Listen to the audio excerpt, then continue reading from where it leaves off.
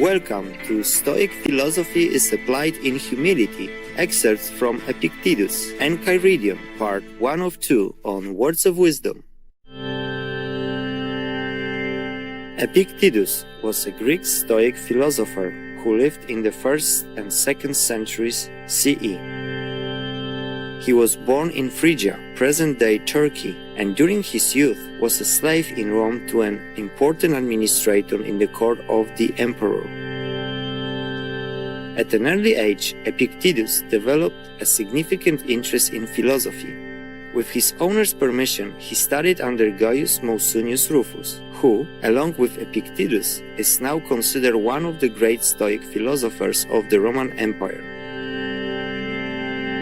After acquiring his freedom in 68 CE, young Epictetus became a teacher of philosophy in Rome, later continuing his practice in northwestern Greece by founding a philosophical school there. Epictetus, who led a simple lifestyle with very few possessions, taught a practical philosophy to help people lead meaningful lives. He emphasized integrity, personal freedom, and self-mastery through the use of reason and virtue, which is required to live in accordance with nature. The detailed steps and techniques in this regard presented in his teachings illustrate Stoicism as a way of life. One of Epictetus' most dedicated students was Arrian, who compiled and published his own personal notes from his teacher's lectures into the well-known books Discourses and Enchiridion.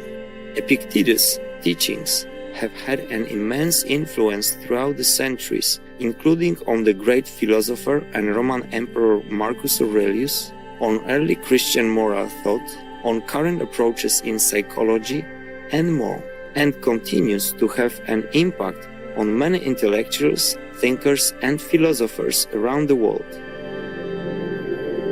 The beloved Stoic philosopher and teacher was remembered as a lively speaker who was able to make his listeners feel his own insights. Today, we will read a selection from the Enchiridion by Epictetus as we come to a better understanding of the many profound details and ethics in maintaining a spirit of moderation and humility, and in keeping a balanced relationship with the outside world and ourselves. The Enchiridion. In every affair, consider what precedes and what follows, and then undertake it. Otherwise, you will begin with spirit, indeed careless of the consequences, and when these are developed, you will shamefully desist. I would conquer at the Olympic Games, but consider what precedes and what follows, and then, if it be for your advantage, engage in the affair. You must conform to rules, submit to a diet, refrain from dainties, exercise your body, whether you choose it or not, at a stated hour, in heat and cold. You must drink no cold water, and no wine. In a word, you must give yourself up to your trainer as to a physician. Then, in the combat, you may be thrown into a ditch, dislocate your arm, turn your ankle, swallow an abundance of dust, receive stripes for negligence, and, after all, lose the victory. When you have reckoned up all this, if your inclination still holds, set about the combat. Otherwise, take notice, you will behave like children, who sometimes play wrestlers, sometimes gladiators, sometimes blow a trumpet, and sometimes act a tragedy, when they happen to have seen and admired these shows. Thus, you too will be at one time a wrestler and another a gladiator, now a philosopher, now an orator, but nothing in earnest. You mimic all you see, and one thing after another is sure to please you, but is out of favor as soon as it becomes familiar. For you have never entered upon anything considerately, nor after having surveyed and tested the whole matter, but carelessly and with a halfway zeal. Thus some, when they have seen a philosopher and heard a man speaking like Euphrates, though indeed who can speak like him, have a mind to be philosophers too. Consider first, man, what the matter is, and what your own nature is able to bear. If you would be a wrestler, consider your shoulders, your back, your thighs, for different persons are made for different things. Do you think that you can act as you do and be a philosopher? That you can eat, drink, be angry, be discontented as you are now? You must watch, you must labor, you must get the better of certain appetites, must quit your acquaintances, be despised by your servant, be laughed at by those you meet, come off worse than others in everything, in offices, in honors, before tribunals. When you have fully considered all these things, approach, if you please, that is, if by parting with them, you have a mind to purchase serenity, freedom, and tranquility. If not, do not come hither. Do not, like children, be now a philosopher, then a publican, then an orator, and then one of Caesar's officers. These things are not consistent. You must be one man. You must cultivate either your own reason or else externals. Apply yourself either to things within or without you. That is, be either a philosopher or one of them up. Duties are universally measured by relations. Is a certain man your father? In this are implied taking care of him, submitting to him in all things, patiently receiving his reproaches, his correction. But he is a bad father. Is your natural tie, then, to a good father? No, but to a father. Is a brother unjust? Well, preserve your own just relation toward him. Consider not what he does, but what you are to do to keep your own will in a state conformable to nature. For another cannot hurt you unless you please. You will then be hurt when you consent to be hurt.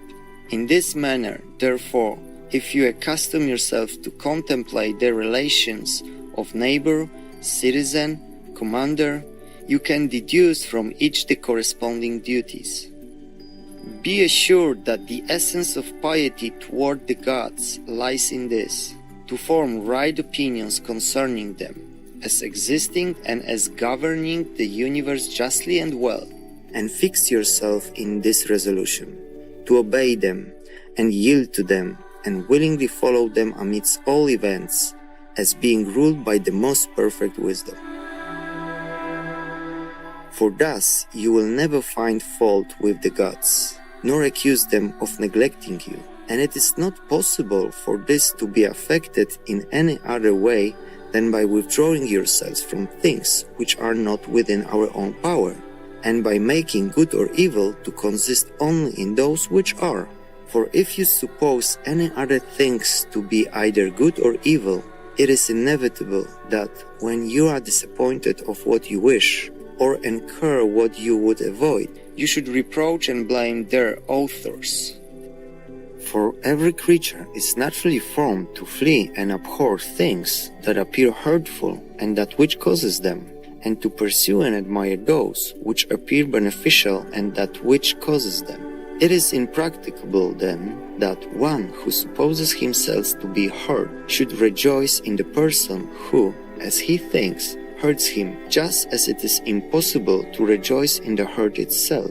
Hence, also, a father is reviled by his son when he does not impart the things which seem to be good. On this account, the husbandman reviles the gods, and so do the sailor, the merchant, or those who have lost wife or child. For where our interest is, there, too, is piety directed. So that whoever is careful to regulate his desires and aversions as he ought, is thus made careful of piety likewise. When you have recourse to divination, remember that you know not what the event will be, and you come to learn it of the diviner, but of what nature it is you knew before coming, at least if you are of philosophic mind. For it is among the things not within our own power, it can by no means be either good or evil. Do not therefore bring with you to the diviner either desire or aversion, else you will approach him trembling, But first, clearly understand that every event is indifferent and nothing to you, of whatever sort it may be, for it will be in your power to make a right use of it, and this no one can hinder.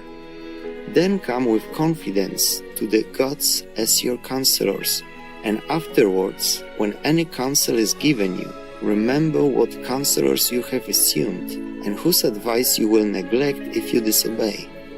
Come to divination as Socrates prescribed, in cases of which the whole consideration relates to the event, and in which no opportunities are afforded by reason or any other art to discover the matter in view, when therefore it is our duty to share the danger of a friend or of our country, we ought not to consult the oracle as to whether we shall share it with them or not. For though the diviner should forewarn you that the auspices are unfavorable, this means no more than that either death or mutilation or exile is portended. But we have reason within us, and it directs us, even with these hazards, to stand by our friend and our country. Attend, therefore, to the greater diviner, the Pythian god, who once cast out of the temple him who neglected to save his friend. Kind viewers, we appreciate your company for today's words of wisdom.